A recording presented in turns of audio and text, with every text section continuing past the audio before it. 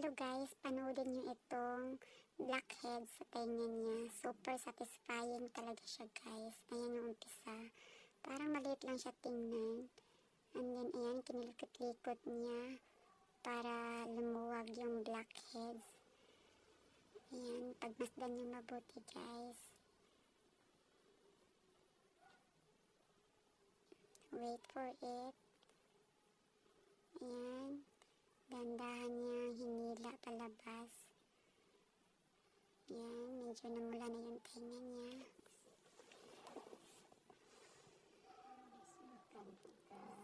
Yan, hinila niya yung blackheads guys.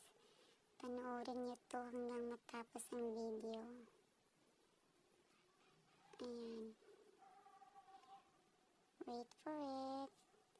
Hanggang sa, ayan na siya guys.